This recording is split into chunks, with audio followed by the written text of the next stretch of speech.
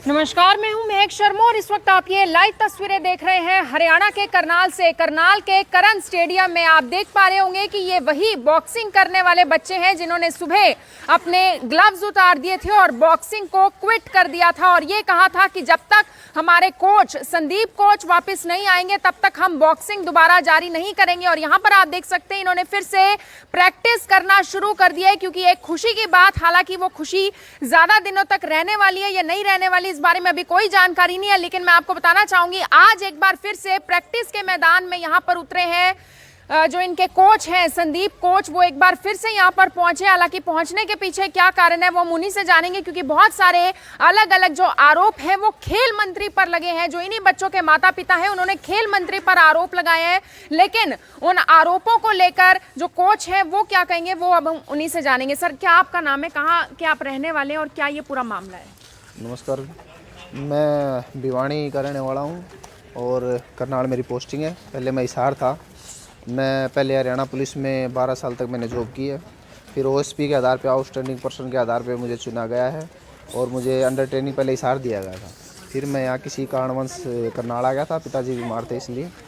तो मैंने यहाँ देखे बच्चे, मतलब काफ़ी अच्छे टैलेंटेड बच्चे हैं।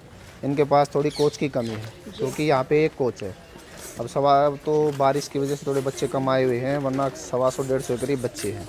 और इन बच्चों पे एक कोच बहुत कम है, क्योंकि हम विदेशों में देखते हैं कि मतलब 3-3, 4-4 खिलाड़ियों पे एक कोच होता है।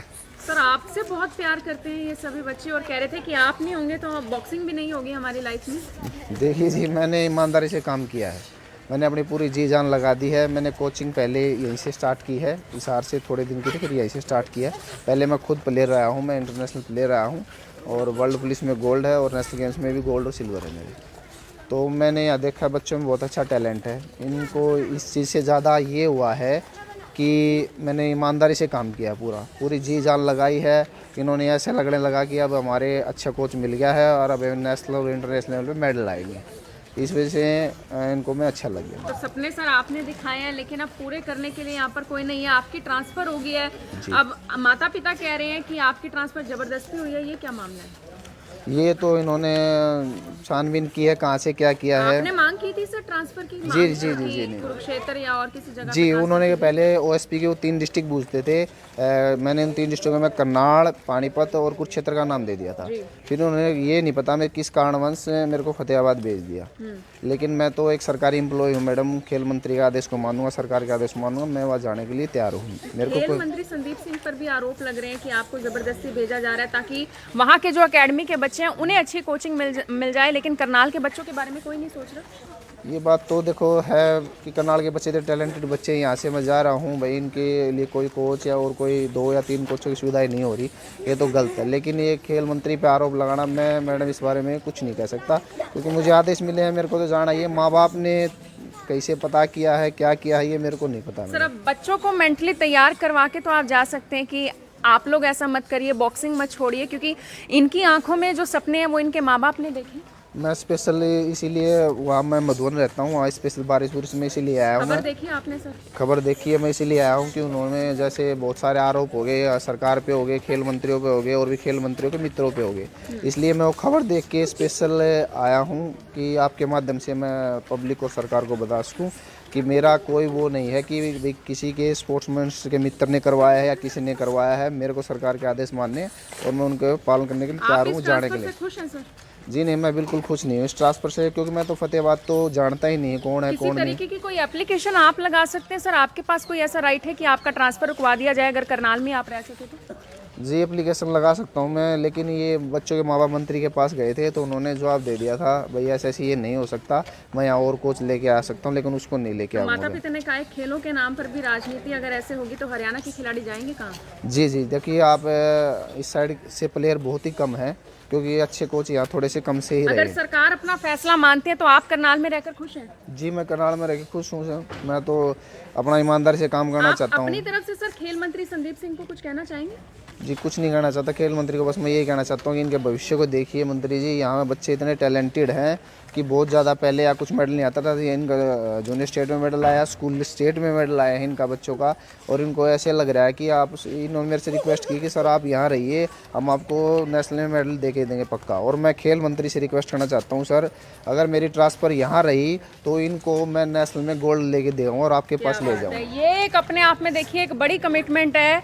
जो कोच हैं संदीप, वो कह रहे हैं कि अगर उनका ट्रांसफर रुक जाता है, अगर वो करनाल के ही करण स्टेडियम में ही रुक जाते हैं, तो ऐसे में वो वादा और दावा दोनों करते हैं कि वो नेशनल में मेडल लाकर दिखाएंगे इन बच्चों का। जी सर कुछ कह रहे थे आप? जी अगर नेशनल में मेडल इन बच्चों के नहीं आया है तो मैं कहीं भी मेरी ट्रांसफ़र कर सकते हो। मैं मतलब आपके कितने समय की मांग करते हैं सर इसको लेकर? जी मैं ये कह रहा हूँ कि 1 साल 2 साल के अंदर मैं बच्चों को नेशनल में मेडल लेके आऊँगा, ये मेरी गारंटी है।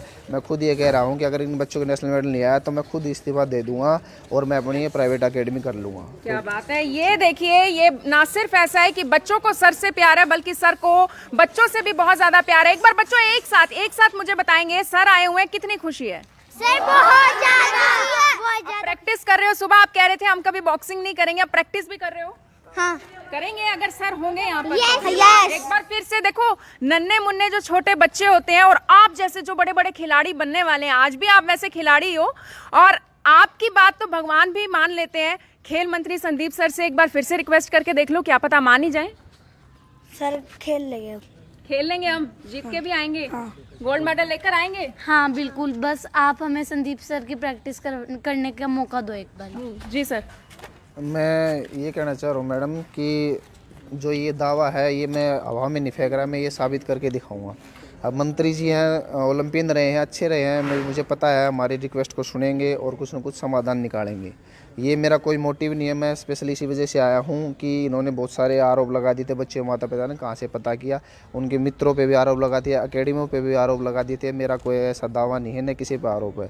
मैं सरकार का पालन करने के लिए बिल्कुल तैयार हूँ मैडम, लेकिन मैं ये हवा में बात नहीं फेंक रहा है। अगर मंत्री जी माता पिता और बच्चों की रिक्वेस्ट सुनते हैं, ये काम करते हैं, तो मैं नेशनल मेडलिस्ट उनके वहीं पे आवास पे लेके जाऊंगा और उनको दिखाऊंगा कि कितने बच्चों के नेशनल में मेडल आए हैं। कम से कम 5 या 10 बच्चों के करीब नेशनल में मेडल। लेकिन ये वायदा तब पूरा हो सकेगा अगर ये ट्रांसफर रुकवा दी जाएगी। और मेरी भी खेल मंत्री संदीप सर से एक रिक्वेस्ट जरूर रहेगी कि सर इन बच्चों की आंखों में देखिए, अगर आपको इनकी आंखों में कुछ सपने दिखाई दे रहे होंगे तो अभी भी विचार करने का समय है, अभी भी फैसला लेने का समय है और यही वक्त है कि कुछ अच्छा और कुछ सच्चा फैसला लिया जाए ताकि इन बच्चों की भी दुआएं आपको लगे। क्योंकि संदीप सर अपने आप में बहुत सारे खिलाड़ियों के लिए रोल मॉडल रहे हैं और ये वो खिलाड़ी हो सकते हैं जो आने वाले समय में गोल्ड मेडलिस्ट बने। मेरी आप सभी लोगों से यही अपील कि जो भी लोग इस खबर को, इस वीडियो को देख रहे हैं, इसे साथ के साथ जरूर शेयर करें। आप देख रहे हैं IBN24, मैं हूं महक शर्मा, हरियाणा के करनाल से आप सभी के साथ लाइव। धन्यवाद।